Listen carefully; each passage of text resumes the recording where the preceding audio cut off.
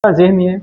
Eu sou Valdinei, sou professor da UERN, no Departamento de Ciência da Religião, lá em Natal. A gente fica lá no campus de Natal. Certo aí? Eu estou aqui com uma equipe grande também, né? Agradecer a presença do pessoal aí. Eles estão meio espalhados também em outras salas de apresentação, mas quase todo mundo veio para cá para poder me acompanhar aqui. A gente está numa reta final de PIBID, é um subprojeto que está funcionando entre 2024 e 2026, e eles também estão nessa expectativa, né, de aprender a apresentar trabalho em evento e tal. Então aí veio ver o professor de cobaia, que aí depois vem mais ou menos como tem que fazer também. Eu resolvi trazer aqui basicamente o relato da experiência do PIBID, desse PIBID interdisciplinar que está acontecendo, e que ele surge com esse foco no ensino religioso, né?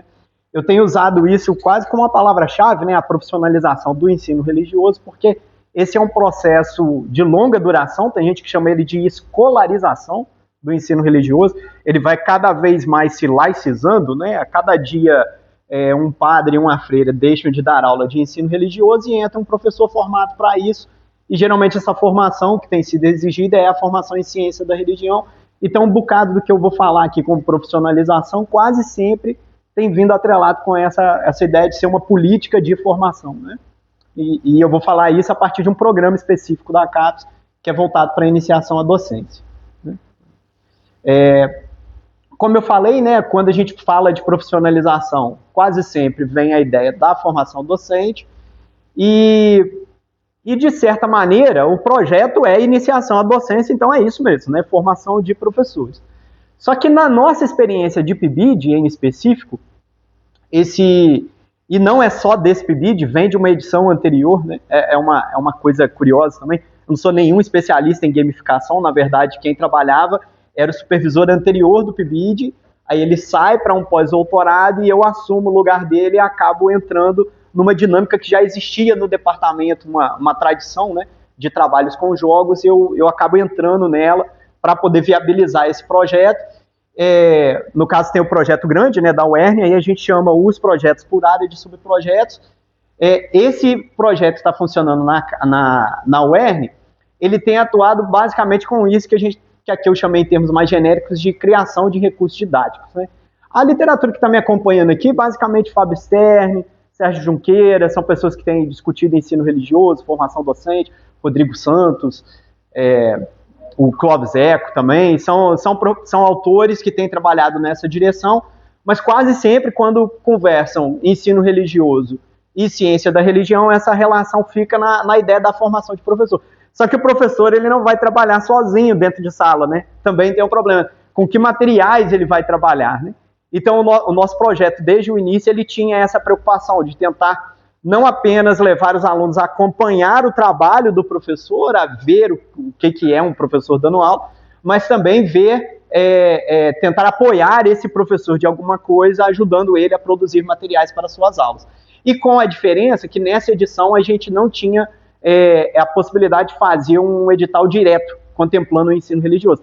Então, ele foi montado de maneira interdisciplinar, relacionado com as ciências sociais. A minha formação é essa. Eu tenho graduação tanto em ciência da religião quanto em ciências sociais, e o meu mestrado e doutorado é em ciência da religião, mas trabalhando, de certa maneira, com antropologia da religião. Então, a minha formação ficou meio mista, assim, nessas duas áreas. Eu me aproveitei disso e da ideia de gamificação que existia no departamento para poder criar o projeto.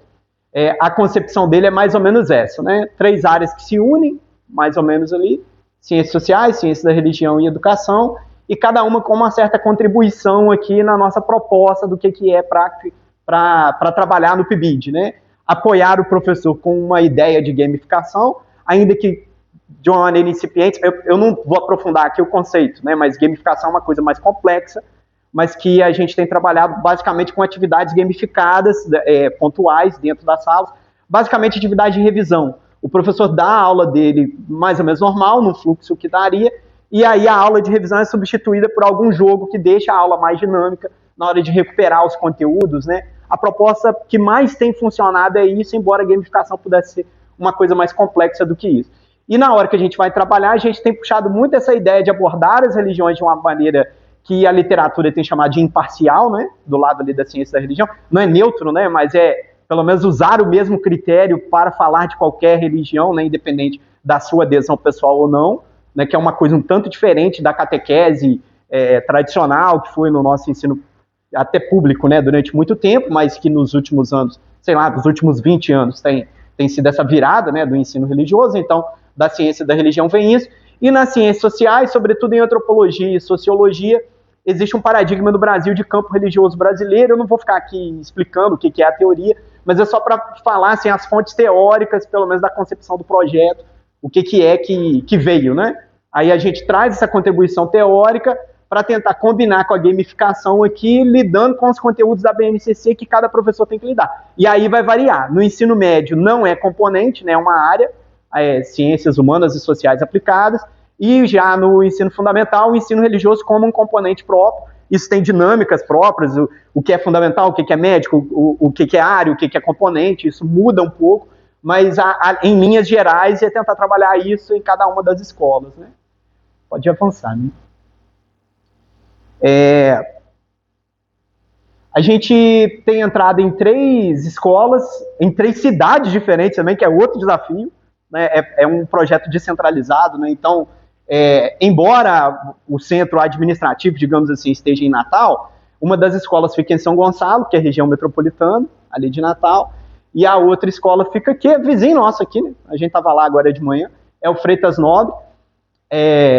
A gente trabalhou no Raimundo Gurgel durante um tempo, depois o supervisor precisou sair, a gente migrou para o Freitas Nobre, mas basicamente essas 4 escolas acabaram produzindo respectivos jogos mais ou menos combinados com o perfil do supervisor, né?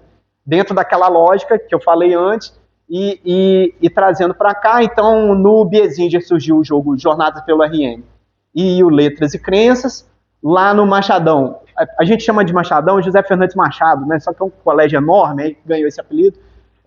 Lá surgiu Nos Passos do Sagrado e o Missão Mossoró. São sempre a ideia de board games, né? Jogos de tabuleiro, até porque os celulares, via de regra, né? Na prática não é, né? Mas via de regra estão proibidos, né, na escola. Então são jogos de mesa. Eu vou passar um pedacinho do Letras e Crença aqui, só para o pessoal ter uma noção do que é. Aí vocês podem ir passando as cartinhas. O Letras e Crença, ele funciona como um jogo de memória, né? Embora ele possa ser jogado com uma regra um pouco mais complexa, para variar ali entre fundamental nível 1 e fundamental nível 2, né?